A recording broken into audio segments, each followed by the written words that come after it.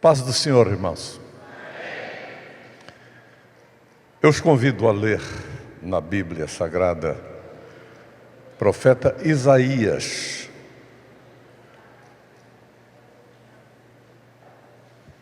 capítulo 21.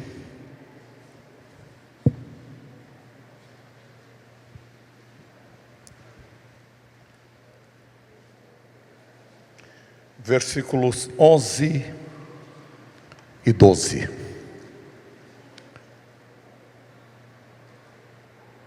Profecia contra Edom. Advertência contra Dumá. Gente de Seir me pergunta: guarda, quanto ainda falta para acabar a noite? Guarda, quanto falta para acabar a noite? O guarda responde: logo chega o dia, mas a noite também vem. Se vocês quiserem perguntar de novo, voltem e perguntem. Oséias, capítulo 6, versículos 1 a 3.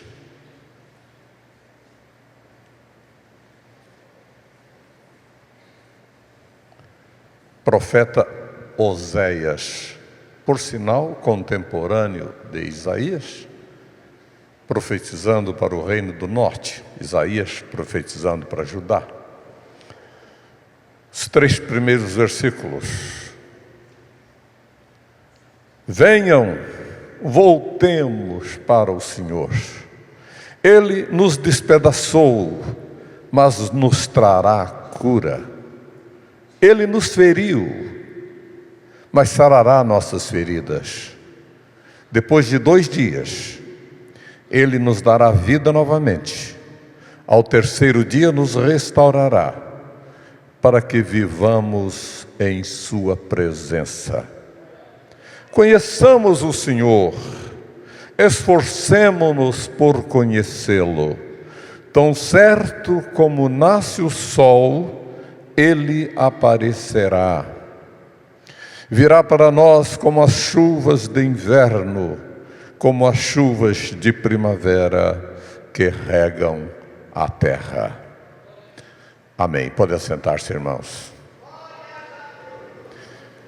Eu escolhi um tema para trazer aqui para estes cultos, tema de 4 tempos de Deus. Vou trazer em 2 etapas: 4 tempos de Deus para Israel e depois 4 tempos de Deus para a igreja e também Israel.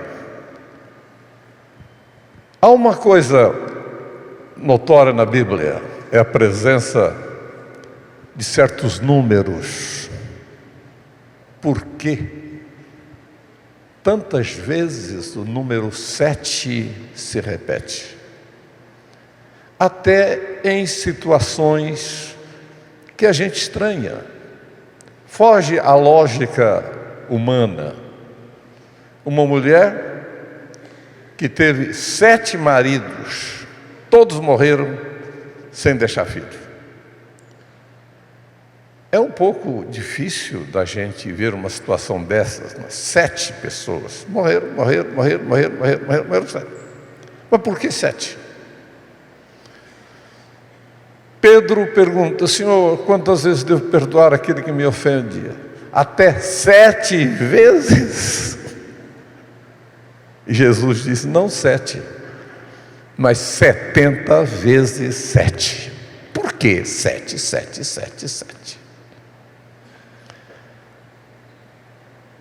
Perdemos um irmão lá nos Estados Unidos, perdemos a frequência dele, porque a igreja mudou para uma região mais ao norte, e ele morava muito ao sul, mas era um irmão tão abençoado, uma bênção na igreja.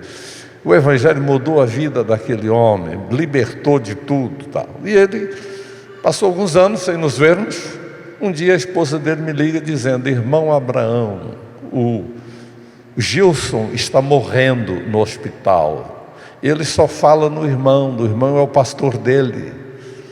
Será que o irmão pode visitá-lo? Eu fui. Era bem mais de meia-noite quando eu entrei lá no hospital. E ele estava com aquele pulmão artificial, não tinha nenhum sinal de vida, eu não tinha certeza se ele estava me ouvindo, mas eu li o Salmo 23, orei por ele e fui embora. A minha grande surpresa foi que no dia seguinte a esposa dele me liga dizendo: irmão Abraão, o Gilson recebeu alta e já está vindo para casa. O tempo passou. Exatamente 7 anos depois. Exatamente 7 anos. A esposa dele me liga dizendo: o Gilson está morrendo no hospital. E ele só fala no irmão, quer que o irmão venha vê-lo. E eu fui. Era o mesmo hospital, aquela situação muito parecida, e a esposa dele estava lá. Ela me disse: irmão Abraão, da outra vez, ele não estava preparado para morrer. Estes últimos 7 anos foram os melhores anos da minha vida com ele. E ela dizendo para o marido: Gilson, vai com Jesus, eu vou ficar bem. Agradecemos a Deus, ele morreu.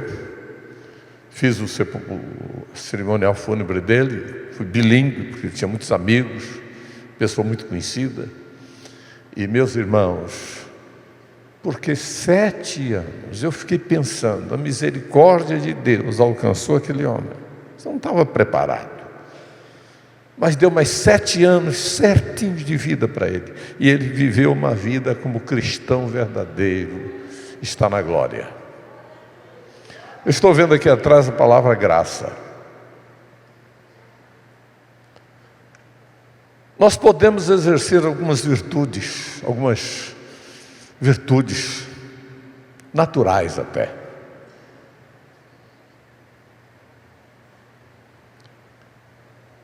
Nós podemos ter misericórdia dos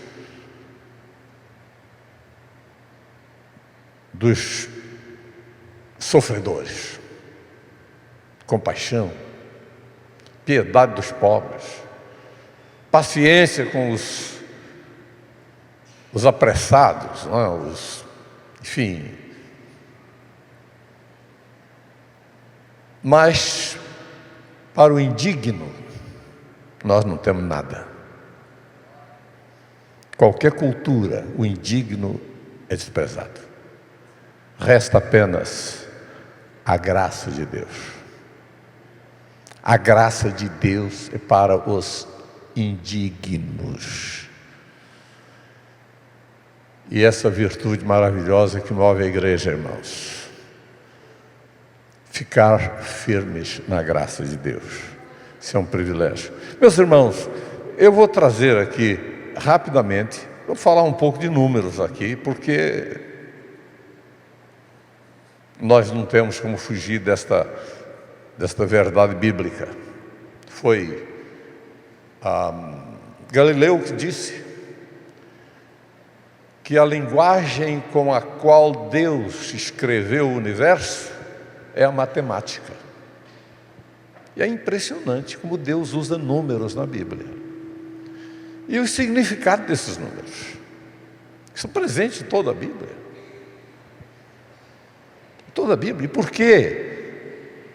Certos números são bons e certos números são maus. Especialmente para os judeus. Se você vai a um prédio de Nova York, propriedade de judeu, você não vai encontrar o andar número 13.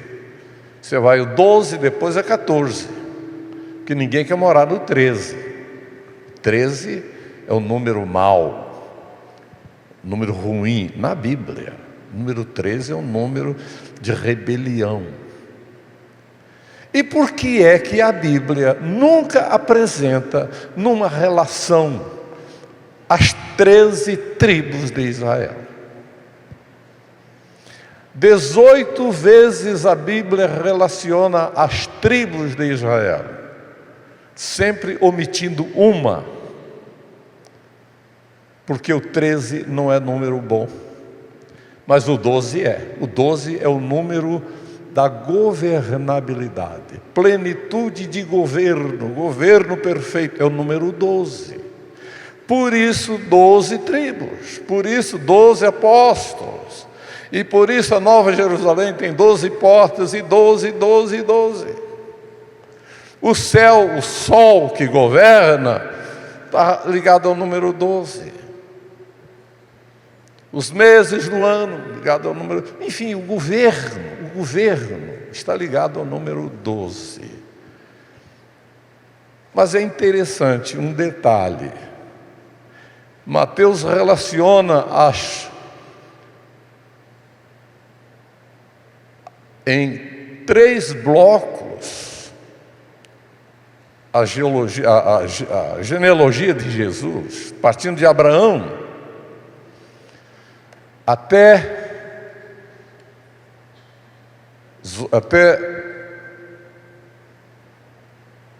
partindo de Abraão até Davi, de Davi até Zorobabel, de Zorobabel até Jesus. Muita gente não percebe que não há 42, há 41 só relacionadas. Ele repete uma das tribos, mas deixa 4 de fora. Porém, impressionante tudo isso. Isso é perfeitamente aceito pelos judeus. Não há nenhuma anormalidade aqui. Mas no primeiro bloco, nós temos 14 que vão de Abraão até Davi. Deus fez promessas a Davi, e essas promessas se realizam no governo promessas a Abraão, que se realizam no governo de Davi. Depois nós temos o período de Davi, de Salomão, com a construção do templo, 14 gerações, até a destruição do templo. Acabou o templo.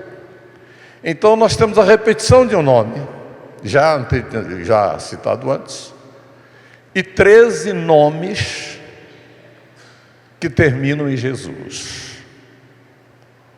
Jesus é o 13º na linhagem de Mateus, no 3º bloco. Mas o número 13, sim, porque Jesus se tornou pecado por nós, tomou o nosso lugar na cruz. Todo mal, meus irmãos, todas as maldições por causa da queda, Jesus as recebeu na cruz. Até os espinhos e cardos que a terra produz tinha na coroa dele. Isso impressiona a gente. Mas comecemos com Abraão. Deus prometeu a Abraão uma descendência, uma nação. Quando Deus fez a promessa, Abraão tinha 75 anos. Deus ficou calado. 10 anos depois, o arranjo foi feito e Agar dá à luz a Ismael. Ismael vive 15 anos na casa de Abraão, até que nasce Isaque. Isso está tudo aí na Bíblia. As passagens bíblicas, os textos bíblicos, estão todos aqui. Eu sei que os irmãos que gostam dessas pesquisas poderão depois providenciar cópia do material, não tem problema nenhum de deixar isso aí com vocês, para quem deseja. Pois bem, 490 anos depois, Israel deveria sair do Egito, mas só saiu 505 anos depois, porque Deus não aceitou a presença de Ismael 15 anos na casa de Abraão. O descuido, meus irmãos, a falta de fé, fez com que o povo de Israel tivesse mais 15 anos de cativeiro no Egito, porque Deus não reconheceu a presença de Ismael na casa de Abraão. E quando Deus, mais tarde, manda que Abraão ofereça Isaque, Deus diz: o teu único. Deus nunca aceitou Ismael como filho de Abraão. Nunca aceitou.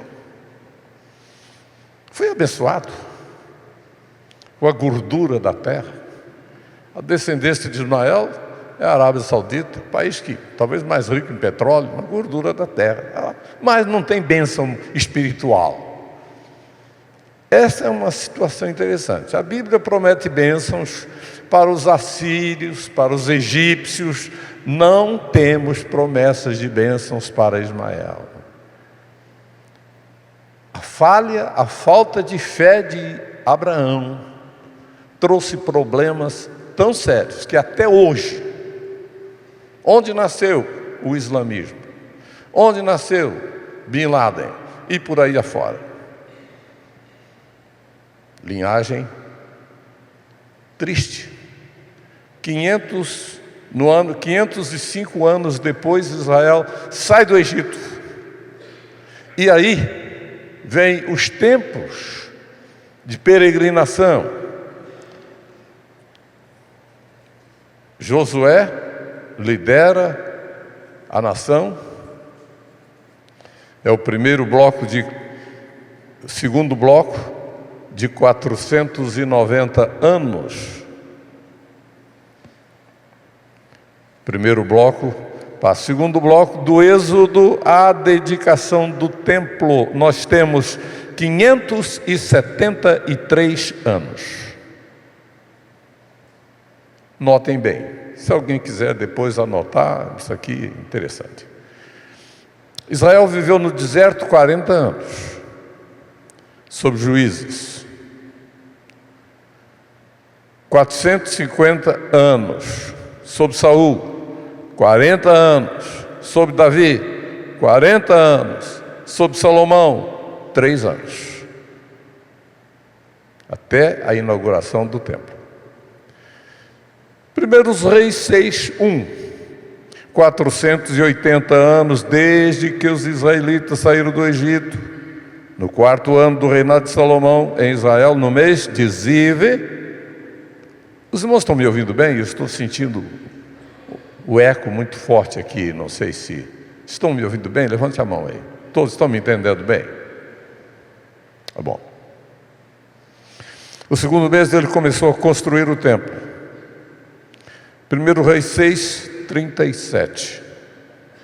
O alicerce do templo foi lançado no mês de Zive do 4º ano. 40, mais 450, mais 40, mais 40 e mais 3 anos, 573 anos. No 4º ano, no início do ano, então 3 anos depois. Aí vem menos o cativeiro de Cuxar-Rizataim. 8 anos de cativeiro, está em Juízes 3:8. Depois nós temos 18 anos de cativeiro sobre Eglon, Juízes 3:14. Depois temos 20 anos de cativeiro sobre Jabim, Juízes 4:3. Tudo aqui na Bíblia. Mais 7 anos de cativeiro sobre os midianitas. Menos 40 anos sobre os filisteus. Juízes 13:1. Eu não estou lendo o texto bíblico para a gente ganhar tempo, mas eu estou em todos os textos bíblicos aqui. Então, meus irmãos, 573 menos 8, com mais 18, com mais 20, com mais 7, com mais 40, igual 93 anos. de cativeiro.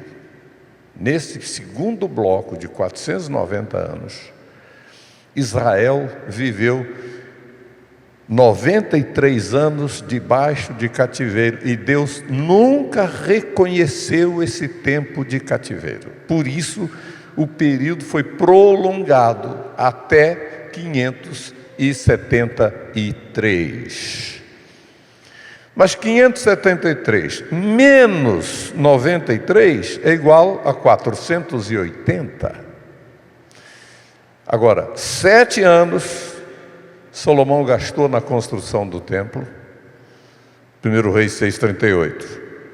E mais 3 anos para acabamento e provisão, 1 Reis 7:13-51. Conclusão, 480, mais 7 e mais 3, igual 490 anos. Certinho. Deus não aceita o cativeiro do seu povo. O único cativeiro que Deus contou foi o do Egito, avisou, sua descendência será cativa no Egito, mas nenhum outro cativeiro. Os 15 anos da presença de Ismael, Deus descontou, isto é, acrescentou ao cativeiro no Egito. São princípios imutáveis que Deus não muda. Nós temos certas dificuldades em entender a vontade de Deus. Eu cumpri-la fora do tempo, tentar ajudar Deus. Estão sujeitos a isso. Aconteceu comigo. Fomos para os Estados Unidos para cuidar do nosso filho, porque ele era autista. Aos 3 anos ficou autista. E não havia tratamento para ele no Brasil. Recorremos aos melhores especialistas do Rio de Janeiro, gente famosa que examinou o menino. O menino está ficando dopado de tanta droga. Dopado de tanta droga. Mas pegamos o visto de residência nos Estados Unidos, porque nunca fomos ilegais lá. Saímos do Brasil com a documentação em dia. Mas no dia para pegar o visto final, nós não avisamos nada, que o menino tinha problema. Fraqueza humana, né? Quem sabe se a gente avisar o consulado, eles podem impedir a nossa ida para lá. Nosso lado fraco. E naquele dia, o menino sempre se comportou bem, mas naquele dia ele deu uns pulos, ele gritou, e a consuleza nos chamou lá e disse: esse menino tem problema. Vocês podem ir, mas ele não. Para ele ir, tem que conseguir um especialista nos Estados Unidos que assuma o compromisso de cuidar dele lá. E eu viajei antes da família para conseguir esse especialista. Eu achava que ia demorar meses para conseguir isto. Mas Deus abriu tanto as portas, que em uma semana estava tudo prontinho. Então mandamos o papel para o consulado e liberaram a viagem do resto da família. Então, 3 semanas depois da minha ida para lá, a família chegou aos Estados Unidos e o menino, o governo, já sabendo que o garoto tinha problemas, já preparou classes especiais nas escolas para ele. Porque lá o cuidado com crianças desse tipo é muito grande, não é? Muito grande. E graças a Deus o menino nunca tomou remédio lá. A primeira coisa que nos disseram foi: nesse tipo de tratamento não se usa remédios, nenhum remédio. Que vitória nós tivemos, meus irmãos, de escapar das mãos de especialistas que só droga. O menino errava a porta. Coisa terrível, mas graças a Deus, hoje está com 39 anos, chegou lá com 6 anos. É crente de verdade, ora conosco, só não fala, perdeu o comando da fala, tem dificuldade de aprendizado, mas é uma bênção na nossa família, graças a Deus, graças a Deus. É tentar ajudar Deus. Vamos fazer assim, Mas não adianta, não adianta. Foi o que aconteceu com Abraão. Mas é interessante que o segundo bloco é o bloco mais complicado, não é? Porque pegou todo o período dos juízes, em que Israel foi escravo em diversos períodos de tempo. Mas o tempo mais longo foi sobre os filisteus, 40 anos debaixo do domínio dos filisteus. Terceiro período vai do templo até o regresso de Neemias, 560 anos. Por que 560 anos? Daniel, na Babilônia, estava lendo o profeta Jeremias, quase contemporâneo dele, e descobriu, lá no livro do profeta Jeremias, capítulo 12, versículo 25, descobriu lá que o cativeiro na Babilônia duraria 70 anos. E ele orou 3 semanas seguidas. Percebeu, chegou na Babilônia com 14, 15 anos mais ou menos. Agora, ele já estava com 80 e tantos anos. Ele disse, chegou o tempo, está aqui, com 70 anos, Israel vai ser liberto. E ele orou e Deus enviou uma resposta. É interessante que essa resposta de Deus demorou algumas semanas para chegar, porque houve um impedimento nos ares, no espaço. O diabo, ele reina no espaço. Muita gente pensa que ele está no inferno. Tem, por certo, os demônios no inferno. Mas a nata do mal está nas regiões celestiais. E o anjo foi barrado até que Miguel veio e lutou e liberou. E o anjo chegou com a mensagem a Daniel. E a mensagem era a seguinte: olha, Daniel, eu vim para te dizer que quando o rei permitir a reconstrução de Jerusalém, não é do templo, reconstrução de Jerusalém, 7 semanas, e será construída Jerusalém, reconstruída em tempos trabalhosos, tempos difíceis.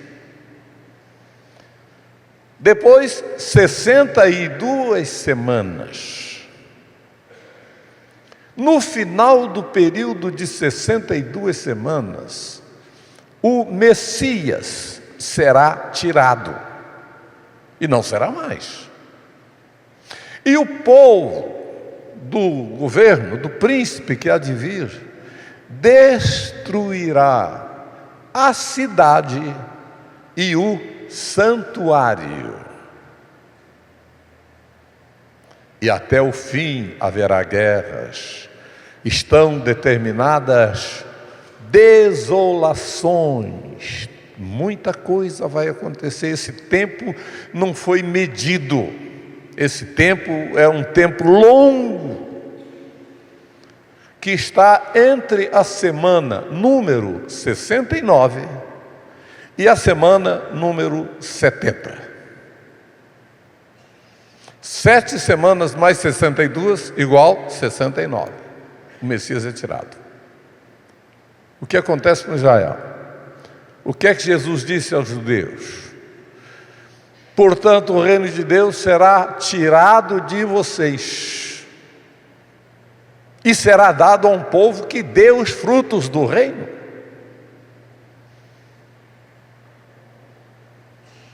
Jesus não disse que era a igreja, mas era a igreja. Ele disse que fundaria a sua igreja. E as portas do inferno não prevaleceriam contra ela.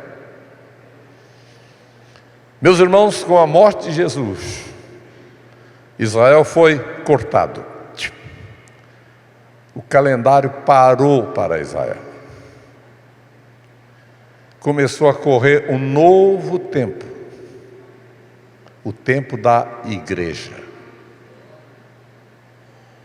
Israel está cortado. Está cortado. Eu já fiz 8 viagens a Israel. Sou amigo de judeus. E essa última vez, o nosso guia lá, já foi meu guia lá 4 vezes. Eu acho que ninguém conhece melhor o Evangelho do que ele, porque ele ouve o Evangelho o tempo inteiro.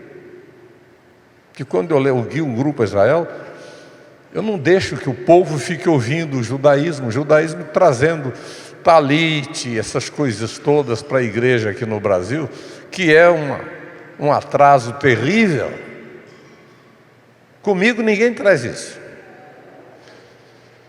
Uma igreja na Baixada de Santos foi vítima de tantos judaizantes que se transformou numa sinagoga. Isso é terrível, para não dizer vergonhoso.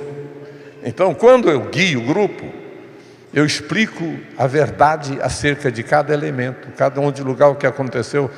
Meus irmãos, numa penúltima viagem, fomos visitar uma sinagoga famosa, porque lá nasceu a cabala judaica e tudo aquilo. E o guia sabia menos de cabala do que eu. E ele engasgado, não sabia o que dizer. Eu disse: meus irmãos, nós estamos perdendo nosso tempo aqui. Está falando aqui falando dos livros de Moisés. Esses são os livros de Moisés. Nós temos o Pentateuco na Bíblia. Nós ouvimos, conhecemos o Pentateuco. E aí ele parou não sabia também o que dizer. Só perdemos tempo naquela viagem. E eu avisei a agência, falou: numa próxima viagem não nos manda para aquele lugar não, porque não tem nada para a gente lá. E assim, mas o guia disse: o judeu que se converte deixa de ser judeu, perde a identidade. É difícil converter um judeu em Israel. De cada 10 judeus crentes em Israel, 9 deles se converteram fora de Israel. Dentro da nação é quase impossível converter o judeu. Estou dizendo isso, meus irmãos, porque eu tenho feito. Agora, é impressionante como eles ficam assim quando a gente explica a Bíblia, mas não se convertem. Não se convertem. A gente abre a Bíblia e explica a Bíblia. Faz um estudo bíblico toda noite. E num desses estudos bíblicos, a guia, uma senhora muito culta, muito culta. Meu próximo livro traz um e-mail dela, que ela me mandou alguma coisa muito especial de Israel. Mesa redonda, ela do meu lado, o pessoal pediu: dá para falar sobre as 70 semanas de Daniel? Eu disse: o tempo é meio curto para isso, mas vamos lá. E fizemos o estudo. Terminei de fazer o estudo, ela tomou a palavra e disse: eu guio rabinos, padres, pastores há 29 anos. O que eu ouvi hoje, nunca ouvi de ninguém. Disse estas palavras e passou a me tratar de um modo muito especial, correspondendo comigo, mandando e-mail para ela. Noli Pierre, o nome dela. Mas se converteu? Não, mas conhece o Evangelho. E vários casos assim, porque é difícil. Israel está cortado. Quando vai haver a conversão de Israel? No texto que nós lemos lá em Oséias, nós temos 3 tempos lá. Nós vamos falar disso na sequência desse período aqui de 4 tempos de Israel. Estes 4 períodos de tempos se tratam com Israel, meus irmãos. Israel está fora do calendário de Deus, da igreja. A igreja ocupou o lugar. A igreja nasceu com o despedaçamento de Israel. E a igreja será tirada da terra com o ajuntamento de Israel na Palestina. Veja que nós estamos no fim dos tempos. Que há 4 coisas que tem que acontecer com Israel. 4 coisas: despedaçamento, cura do despedaçamento, ferida e cura da ferida. A ferida de Israel será o período de grande tribulação aqui na terra. E a igreja não vai estar aqui.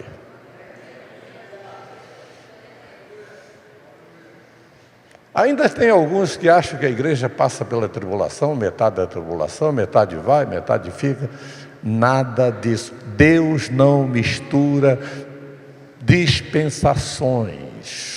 Deus separou tudo direitinho. Quando Jesus manda a última carta para a igreja de Laodiceia, olha, meus irmãos, o tempo da igreja está nas 7 cartas.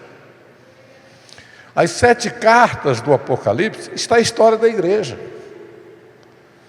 A primeira carta de Éfeso é o nascimento da igreja. A segunda carta, Esmirna, o tempo em que a igreja viveu debaixo da terra, em Roma, as catacumbas de Roma. Se você puder ir à Itália, não perca, olha, se não puder visitar o Papa, você não vai ganhar nada visitando o Papa. As galerias do Vaticano, aquela riqueza toda, isso aí não edifica em nada. Agora, vá às catacumbas. Vá às catacumbas. Eu visitei um pedaço de 500 mil túmulos. De 500 mil túmulos. Pedaço pequeno. São 5 andares de corredores debaixo de Roma. Isso é impressionante. Você está no corredor, é túmulo aqui, túmulo aqui, túmulo aqui, túmulo aqui, túmulo aqui, túmulo aqui, corredor. Tem uma saída, desce mais um corredor de baixo, mais outro, mais outro, mais outro, 5 corredores. Tem mais de 800 quilômetros de corredores tumulares debaixo da cidade de Roma. A igreja viveu lá mais de 200 anos. Esmirna. A palavra é uma palavra pesada. Fala de moenda, de torcer, de sofrimento. Aí vem a terceira igreja. Qual é a terceira igreja? Quem se lembra aí? Pérgamo. Quando Jesus escreve a carta para Pérgamo, diz onde está o trono de Satanás. Pérgamo era uma cidade difícil. Quando Babilônia caiu em poder dos persas, a corte sacerdotal fugiu para a cidade de Pérgamo. Todo o sacerdócio pagão da Babilônia foi para a cidade de Pérgamo. E Pérgamo tinha um templo dedicado ao imperador romano, que era uma divindade lá. Estivemos lá, eu e um grupo, visitando Pérgamo. Hoje é uma cidade de 200 mil habitantes, com arranha-céus. Os restos da igreja lá, meus irmãos, é quase nada. E o guia nos disse: nesta cidade não há um só cristão. E eu perguntei: mas nenhum copta, nenhum católico, nenhum da igreja grega, nenhum protestante? Nenhum. Aqui não existe nenhum cristão. E eu pensei comigo: o trono de Satanás ainda está lá. Trono de Satanás. Mas oramos lá, demos as mãos e oramos. pedindo libertação, que o Evangelho precisa penetrar. 200 mil pessoas vivem naquela cidade. Então visitamos 7 igrejas. Visitamos também a igreja de Laodiceia, que não existe mais, porque a cidade foi toda destruída por um terremoto.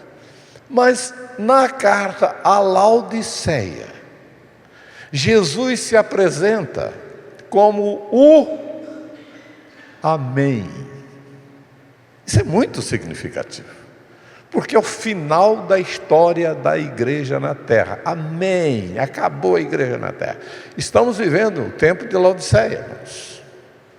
Aquela igreja tão rica, Jesus está do lado de fora. Jesus não está lá dentro. Está do lado de fora. Isso é pesado. É duro dizer isto, principalmente para pastores. Um homem de Deus na América do Norte disse uma frase que é de mexer com a gente. Ele disse o seguinte: se Deus avisasse às igrejas, a todas as igrejas nos Estados Unidos, no culto de domingo que vem, o Espírito Santo não vai estar presente em nenhuma igreja. Ele diz: mais de 95% das igrejas não notaria diferença nenhuma no seu culto. O que é isto? Jesus do lado de fora, está batendo a porta, mas ninguém abre. Esse é o nosso tempo. Um amigo meu, pastor em Petrópolis, tem uma história muito bonita. Eu não vou contar a história dele, mas ele pertence a uma igreja. Foi fundado no Brasil já há um bom tempo. Ele estava numa convenção da igreja dele, nos Estados Unidos, em companhia de outro irmão. E o dirigente da convenção anunciou: meus irmãos, há um pastor aqui que está precisando de um socorro financeiro. Vamos levantar uma oferta. Ele precisa de $70 mil. E levantar a oferta. E depois de contar a oferta, o dirigente veio sorrindo para o púlpito e disse: a oferta rendeu quase 4 vezes mais. Já não precisamos dizer como Pedro: não tenho prata e nem ouro. Mas o colega desse meu colega disse no ouvido dele: também não podemos dizer levanta e anda.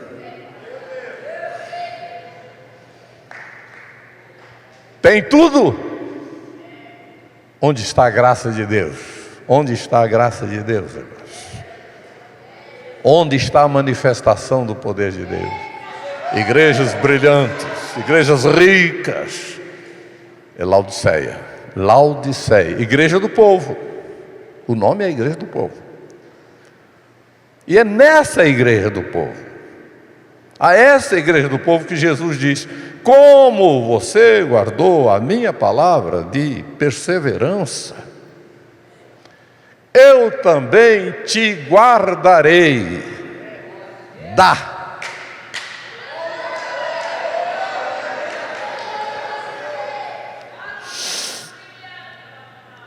eu também te guardarei da hora da tentação que há de vir sobre todo mundo. Não é N-A, é D-A. Preposição é importante na Bíblia. Os amigos de Daniel foram guardados na fornalha. Daniel foi guardado na cova dos leões. Nós seremos guardados da tribulação. Não é para nós. Não é para nós.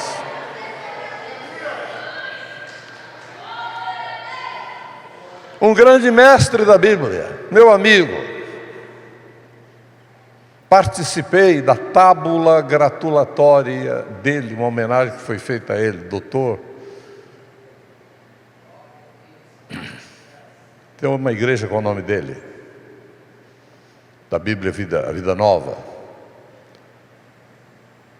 Às vezes certos nomes somem da mente da gente rapidamente, mas aparecem logo depois.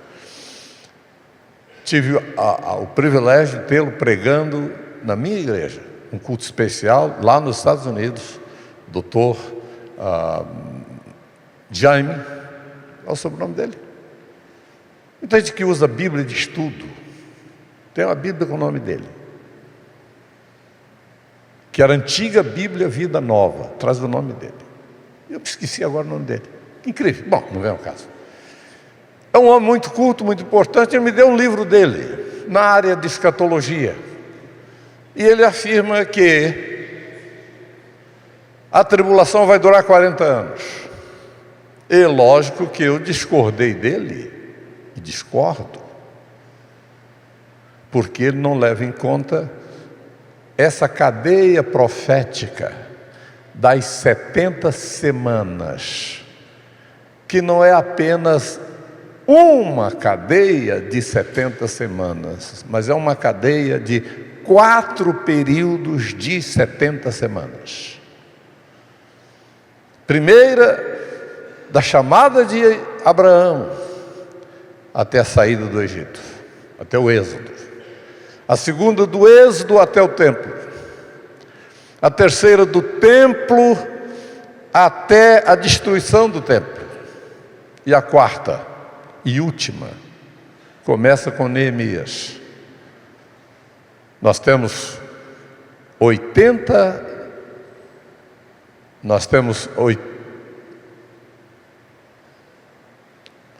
69 semanas cumpridas até a morte de Jesus. E então, onde ficou a última semana? Onde ficou a última semana? Onde vai aparecer a última semana? Imediatamente após o arrebatamento da igreja. Resta, portanto, 7 anos.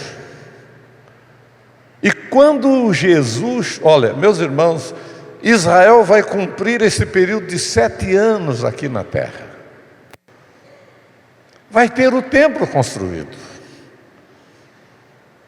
Puseram à frente do Putin, da Rússia, um pedido: você e o presidente dos Estados Unidos construa o nosso templo. Por que Israel não levantou o templo ainda? Eu visitei o Instituto do Templo lá. Está tudo pronto. Israel tem tudo para começar o culto, mas precisa do templo. Só que a área do templo está ocupada pelo domo da rocha e por uma mesquita que está lá. E como fazer isto? Como resolver o problema? Agora, se as duas grandes potências se unem, vamos construir, não há ninguém que barre essa construção. É o que Israel está pedindo. Vocês que são poderosos, nos ajudem. Queremos o templo. Queremos o templo. E meus irmãos, quem viaja, é tanta coisa que está acontecendo lá, em Israel. Tanta coisa, impressionante. Mas eu vou terminar aqui então esta sessão, porque nós vamos entrar no outro período que eu chamo de os 4 tempos de Deus para Israel e para a igreja, para todos nós. O primeiro tempo, até que hora eu posso ir aqui?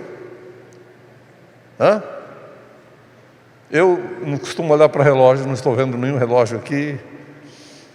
E vamos iniciar uma outra série. São 9h30. Até as 10. Meus irmãos, vamos dar uma olhadinha então. É muito importante isso. Eu falei de 4 tempos. Agora esqueçam os tempos de semanas. Nós temos agora 4 épocas distintas na história do mundo. Temos a noite do Antigo Testamento. A glória do reino de Salomão termina de repente, quando Reoboão comete tantas tolices no início do seu reinado, que Jeroboão vai com 10 tribos, se separa do reino de Israel. Começa aí a noite. Não demora muito tempo, as 10 tribos seguem para o cativeiro assírio, em 721 a.C. Os assírios vieram e levaram e misturaram os povos. Era prática dos assírios provocar a miscigenação, para que nenhuma raça ficasse pura. E o resultado dessa miscigenação foi o surgimento dos samaritanos, que ainda existem algumas famílias samaritanas em Israel. Nos dias de Jesus era uma região bem ampla, bem grande, de samaritanos.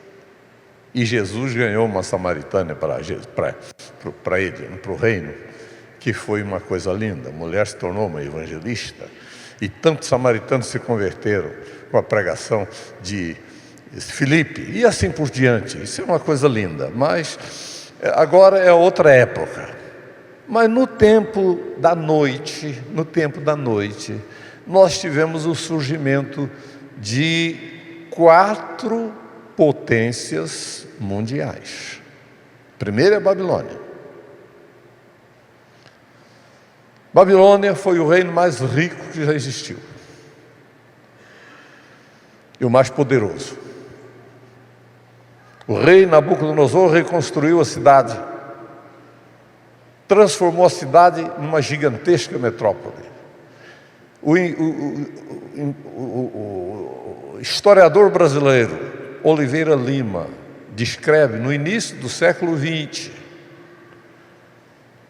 fala da Babilônia dizendo que Babilônia era 4 vezes maior do que a cidade maior naquele tempo, século passado, que era Londres. 4 vezes maior do que Londres era a Babilônia. Coisa gigantesca, palácios imensos.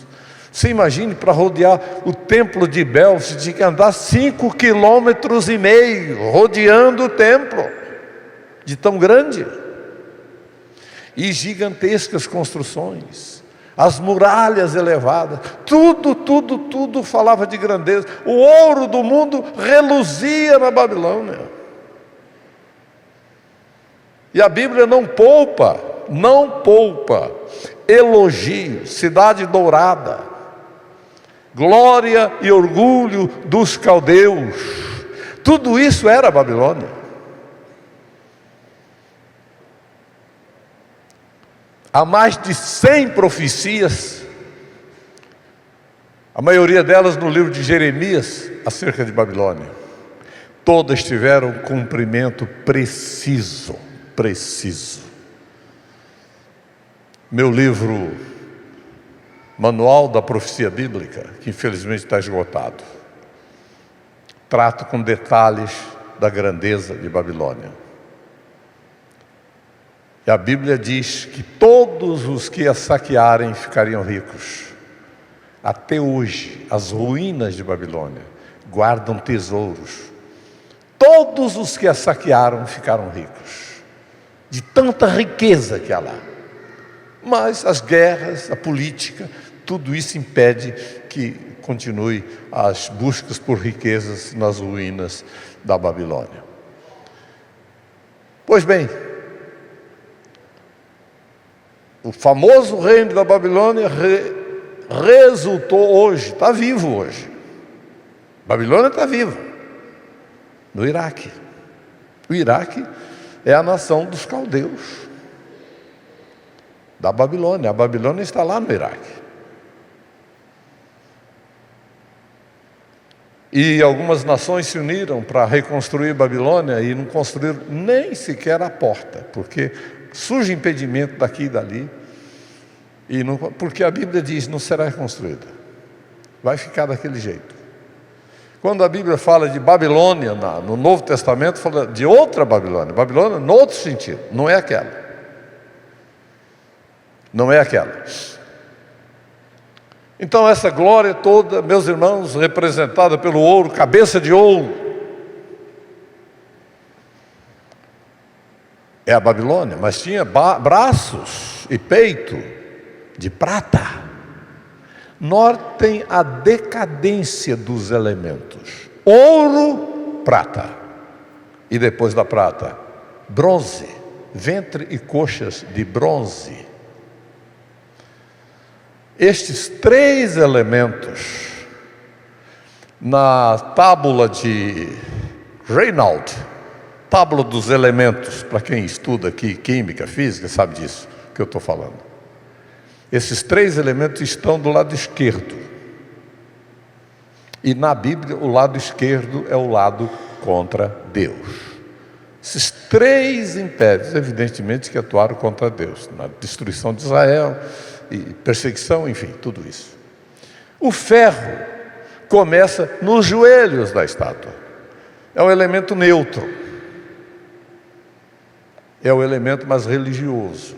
Representa Roma. Roma nasce no ano 168 antes de Cristo. Porque o Império de Alexandre, é difícil a gente passar por cima disso sem mencionar alguns detalhes importantes aqui. Pelo menos eu vou dar uma introdução aqui no caso de Alexandre. O Império dos Caldeus termina porque o outro símbolo da Babilônia é um leão com asas. Mas o leão perde as asas e surge um homem. Então aquele poder, aquela força, aquela rapidez desaparece. E vêm os medos e persas. Os dois braços da estátua representam os medos e persas e mais o peito. E assume o governo. Ciro conquista a Babilônia num dia muito especial para a Babilônia. Era o dia da deusa Sisaque. A deusa Sisaque era a equivalente hoje no Brasil ao deus Momo. O que é o deus Momo no Brasil? Carnaval. Era o dia em que todo mundo se divertia à vontade. Era o dia em que todo mundo ficava livre. E o Nabonido, filho de Nabonido, o Beltesazar, que estava no trono, reúne os seus grandes e manda buscar as taças sagradas do templo de Jerusalém que Nabucodonosor tinha guardado e começa a servir vinho nessas taças, dando glória ao Deus da pedra, Deus do ouro, Deus da madeira, e de repente aparece uma mão escrevendo na parede: Mene, Tekel, Parsim. As palavras são conhecidas, mas o que significam? E a Bíblia diz que o rei, as pernas batiam, joelho batendo no outro, ficou apavorado, viu uma sentença na parede. E agora quem vai definir isso aí? Quem vai identificar? Quem vai interpretar essas palavras? E o rei faz a promessa: será o quarto dominador do reino, quem tal. Mas a mãe do rei entra no palácio. Era um bacanal, irmãos. Era o carnaval deles, da deusa Sisaque. E diz para o rei: chama Daniel, porque nos dias de teus pais, falando de Nabucodonosor, ele interpretou sonhos e mistérios. Chama. Daniel tinha mais de 80 anos nesse tempo. Mas ele entra no palácio e o rei faz a promessa. E ele disse: bom, que você fique com seus presentes, seus bens, mas eu vou ler a escritura. E leu: você foi pesado na balança e foi achado em falta. o teu reino passou para outro povo. E acabou. Era essa a mensagem. Na mesma noite, veja o que a Bíblia diz, último versículo do capítulo 5 de Daniel. Na mesma noite,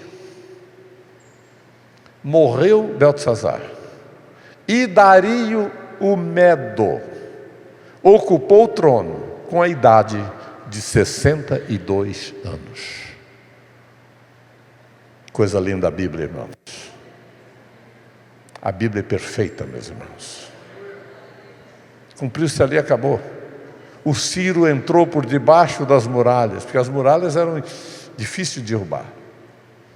Ele fez um lago no rio Eufrates e deixou marcadinho, abriu, o exército todo preparou um espaço muito grande para desviar o rio Eufrates. Quando chegou o dia certo, em que ele sabia que Babilônia estaria desguarnecido, todo mundo bêbado, ele desvia o rio, e enquanto o rio vai formando aquele lago, ele desce atrás da correnteza e entra em Babilônia por debaixo das muralhas, e a cidade desguarnecida é tomada, o rei morre, e amanhece o dia, é outro poder, é outro governo na Babilônia, tudo direitinho. E Daniel fez uma amizade muito grande com o rei Dario, porque Daniel era um homem de peso.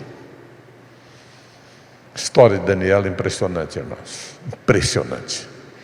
Mas o Império Persa cumpriu a profecia direitinho. Os persas construíram exércitos de até 2.500.000 soldados. Os persas nunca conseguiram conquistar a Grécia. Imagine os gregos vendo o exército persa passando a semana inteira, que eram 2 milhões de soldados, ou mais do que isso. E num só dia, numa ilha que tem lá, muito famosa, também o nome fugiu agora aqui, uma ilha lá, todo mundo que visita a Grécia vai ouvir do guia grego a história daquela ilha. Naquela ilha, um guerreiro valente, um general grego, destruiu 3/4 da esquadra persa, num só dia. Acabou com o poderio dos persas. Eles nunca conseguiram dominar a Grécia, nunca conseguiram. Mas mataram o pai o rei Filipe da Macedônia, foi assassinado por um sátrapa, uma autoridade persa. E então Alexandre, jovem, se levanta para vingar o pai. E aí começa a história do terceiro império mundial, império dos gregos. Eu não sei se posso avançar mais 20, tem mais 20 minutos, não é isso? Eu quero mostrar aqui, meus irmãos, os gregos foram grandes guerreiros. Grandes guerreiros. Nós não temos gente famosa, rainhas famosas entre os gregos, a não ser Cleópatra. Mas generais famosos nunca faltaram. Alexandre disse uma vez: prevejo que os meus generais me farão sangrentas exéquias. Prevejo. E ele acertou, que quando ele morre, 4 de seus grandes generais dividem o império em 4 pedaços, e cada um fica com um pedaço. Isso está tudo profetizado na Bíblia. Quando a Bíblia fala dos gregos, fala de um leopardo. O leopardo é um animal astucioso, tem muitas manchas pelo corpo, que simbolizam as nações que se uniram. E o império dos persas é um império muito cruel, muito duro. E Alexandre despontava como um libertador. E as nações se unindo a ele. E ele tinha que enfrentar inimigos fortes, principalmente na cidade de Tiro. Tiro era uma potência, uma cidade famosíssima, grandes guerreiros, e um exército poderoso.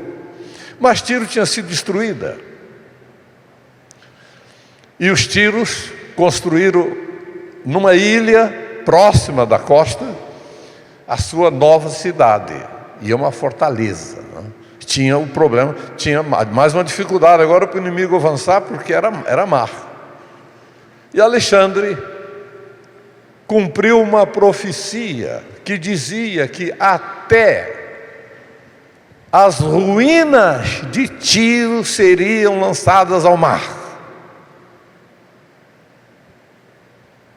E Alexandre, quando percebeu que estava difícil atacar Tiro, ele disse: vamos raspar todas as ruínas da antiga Tiro e fazer um caminho no mar para a gente alcançar a cidade. E cumpriu essa profecia aí na íntegra. Eu trato disso num dos meus livros. Um livro que se chama Manual da Profecia Bíblica. Trato desse assunto lá. Porque é impressionante isso, impressionante. Mas enquanto ele atacava Tiro, mandou um recado para Jadua, o sumo sacerdote de Israel, dizendo: eu estou conquistando o Império Persa. Pare de mandar tributo, de pagar tributo para os persas e passa a pagar tributo para mim. Jadua respondeu: não vou pagar tributo para você, vou continuar pagando tributo para os persas. E então Alexandre mandou um recado de volta: quando eu terminar aqui com Tiro, vou cuidar de você em Jerusalém. Imagine a situação de Jadua.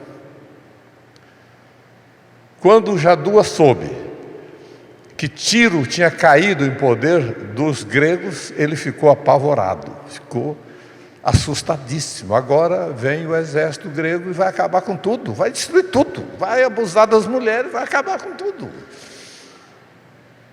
E começou a orar, pediu oração e tal, e desespero. Deus falou com ele: Jadua,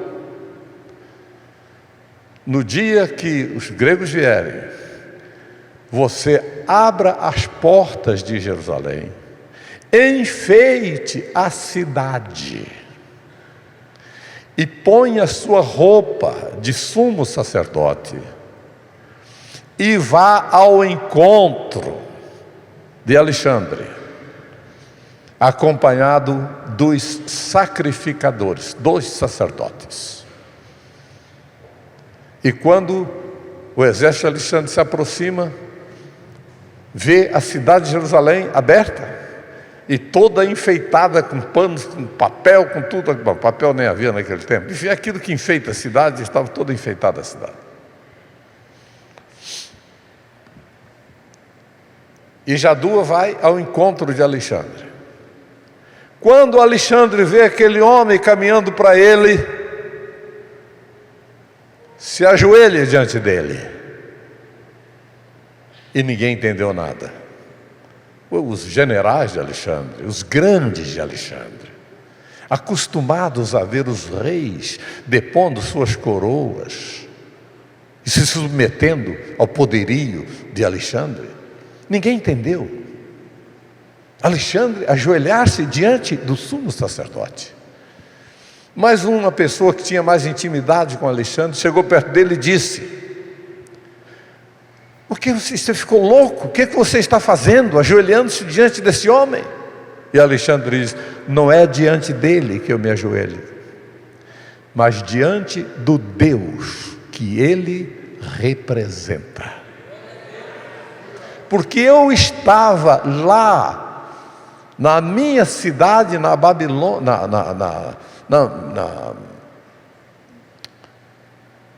na Macedônia, quando Deus me apareceu nesses trajos e me disse que eu seria vitorioso na minha guerra contra os persas. É por isso que eu estou nessa guerra e não vou parar, vou até o fim. Se levantou do chão, abraçou o sumo sacerdote. E abraçado com o sumo sacerdote, entrou em Jerusalém. E perguntou: como é que vocês adoram o Deus de vocês? E eles disseram: é com sacrifício de animais. Então façam sacrifícios, que eu quero adorar o Deus de Israel, da maneira como vocês adoram. E foram oferecidos sacrifícios, e sacrifícios, e sacrifícios. E tudo o que os judeus pediram, Alexandre fez. E Alexandre ainda disse: se alguns jovens de vocês quiserem alistar-se no meu exército, eu permito. E vários jovens se alistaram no exército de Alexandre. Isso é história verdadeira, irmãos. A proteção de Israel. Deus prepara tudo direitinho. Isso essas coisas bonitas, o cinema não mostra, não. Mas está na história. Está na história. E mostra que Deus cuida de tudo. Deus cuida de tudo. Mas com a morte de Alexandre, seu filho assume o trono, o filho do bode, é chamado, né? Alexandre, filho do bode. Por que bode? Porque a Grécia tinha como símbolo o bode. Lá pelo ano 600 e tantos antes de Cristo, os gregos queriam uma capital. E os oráculos disseram, aqueles sacerdotes que viviam paganismo, disseram: segue uma manada de bode. E onde esses bodes pararem, vocês construam lá a sua capital. Edessa é o nome da capital construída pelos gregos. Os bodes fugindo de uma tempestade, os gregos o acompanharam. Quando eles pararam naquela região, eles disseram: aqui vamos construir a nossa capital. E a cidade de Edessa nasceu lá. Então o bode é símbolo do grego. Por isso os carros da Chrysler traz uma figura de bode. Vocês já notaram isso aqui? Não sei se tem Chrysler aqui no Brasil. Os caminhonetes, os carros, é o chifre do bode, cabeça de bode. Que bode é símbolo do grego. E a palavra doge é título de governo grego, que até hoje os doges governam a cidade de Veneza, na Itália. É lógico que não são mais os gregos que governam Veneza, mas mantém o título até hoje, governado por doges. E o doge tem como símbolo, não é? O governo tem o símbolo de cabeça de bode. Mas Alexandre morre na sua maior força. E quando ele morre, se levantam, filho dele assume, mas não consegue segurar o império. Filho do bode. Convém notar, a palavra Egeu, que é o mar que banha a Grécia, originalmente é mar do bode, aegos. A palavra Egeu vem de aegos, bode. Tudo se relaciona com bode. É o povo do bode. Um bode que vem voando do ocidente e enfrenta enfrenta o carneiro com 2 chifres, que é o símbolo, outro símbolo dos persas. E o carneiro dava amarradas por todos os lados, menos para o oriente, para o norte, para o sul e para o oeste, e ninguém parava diante dele. Mas o bode vem e destrói o carneiro, pisa o carneiro, mata o carneiro e se levanta. E tinha um chifre notável entre os olhos, capítulo 8 de Daniel. Mas quando, estando na sua maior força, aquele chifre foi quebrado, morre Alexandre. E no seu lugar surgiram 4, também notáveis, para os 4 ventos do céu. E estes 4 começaram a brigar. O do norte brigando com o do leste e o outro brigando com o oeste, do sul. Resultado, ficaram 2 só. O norte e o sul, e continuaram brigando.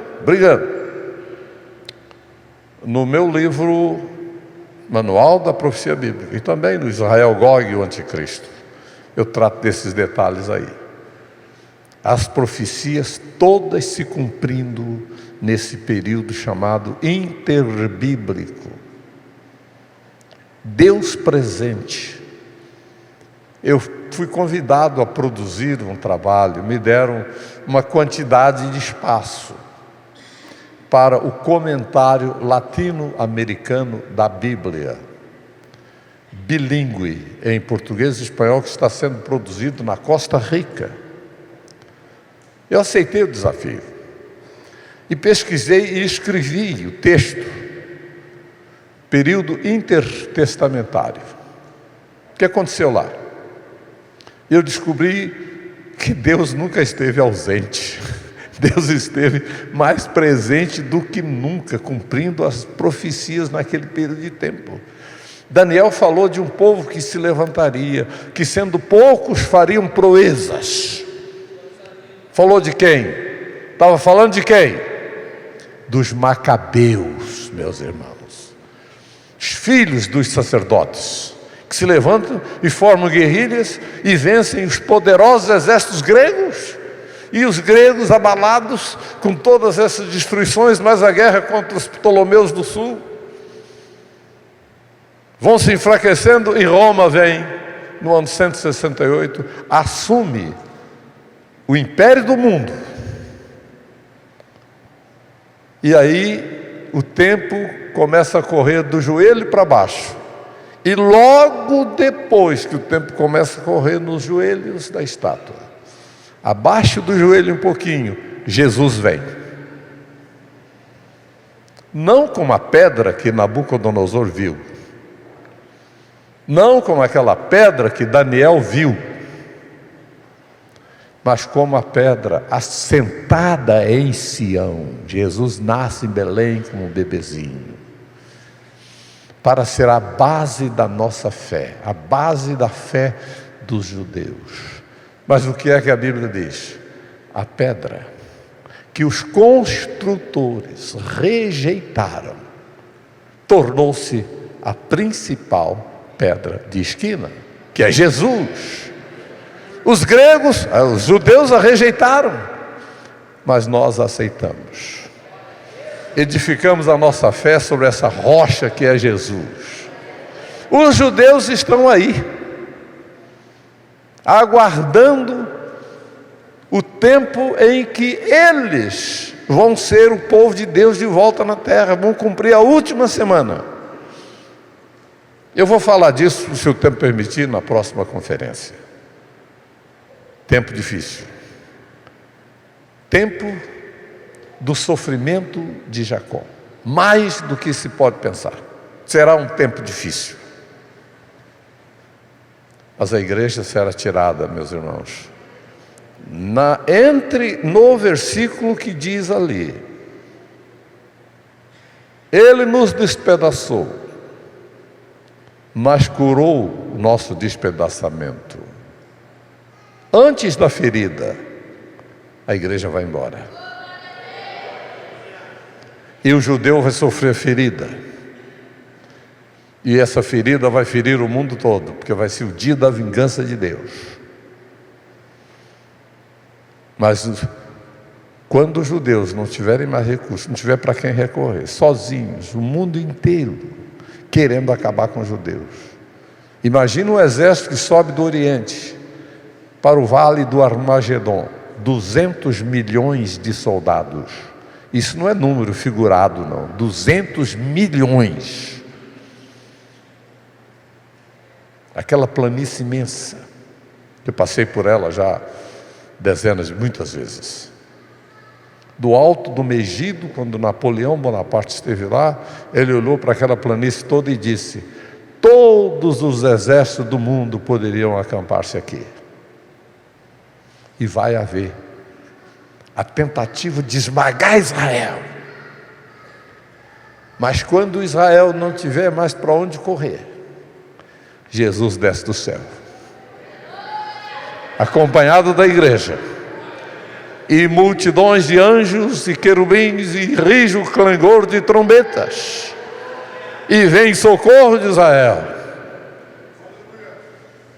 Israel vai cair de joelhos.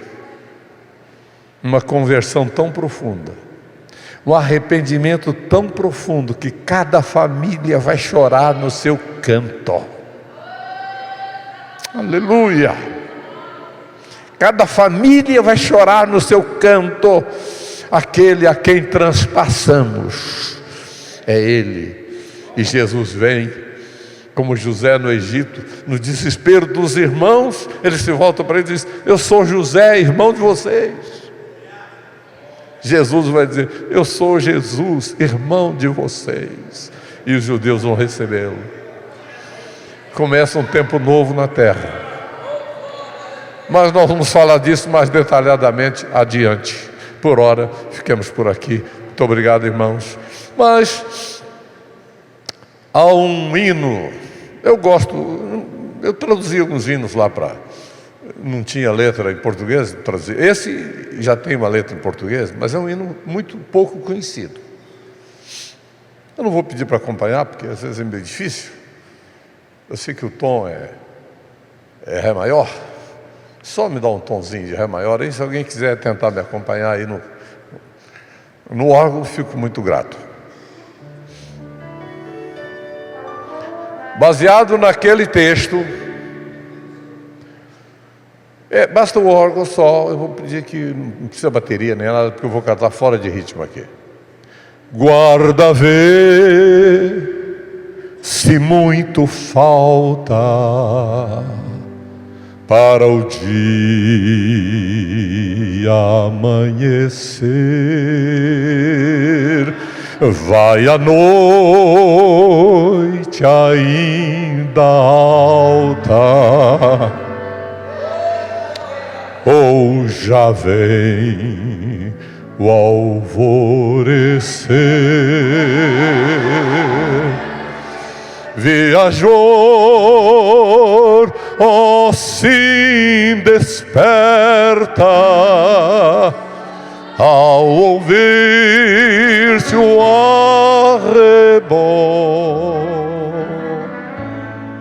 Põe-te em pé e faz-te alerta. Eia, pois, que surge o sol. Aleluia. O sol nasceu, meus irmãos, quando Jesus chegou. Terras de Zebulon e Naftali, povos que jaziam em trevas e sombra de morte, viram raiar a luz. E a estrofe para nós hoje é outra. Guarda, vê.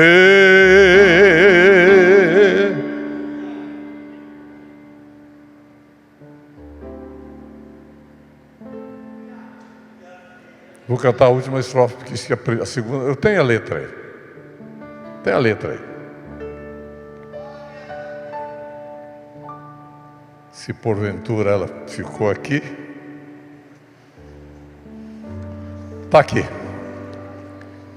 Os irmãos tenham paciência que eu vou cantar só mais isso aqui.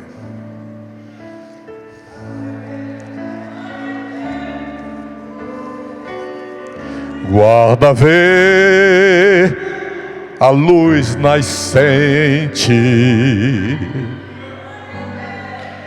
anunciando o jubileu. Alça a voz alegremente, faz vibrar o próprio céu. Logo justos falecidos, imortais ressurgirão ao soar aos seus ouvidos o clarim da redenção. Eu gostaria de tê-los de pé nessa última estrofe. Essa última estrofe é para o futuro, é para o milênio. Imagine o milênio,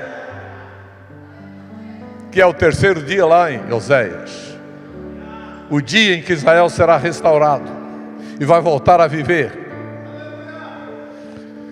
Guarda, vê a terra linda,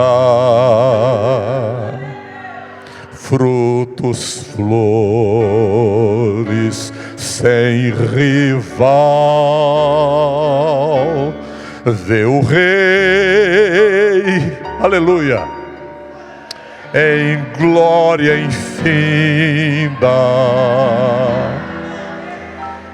Vê o mar como um cristal. Ouve as harpas, que harmonia. Ouve as hostes a cantar.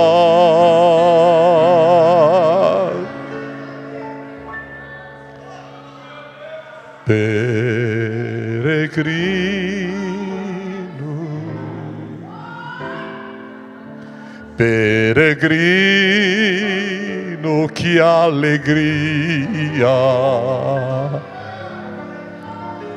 vais em breve para o lar.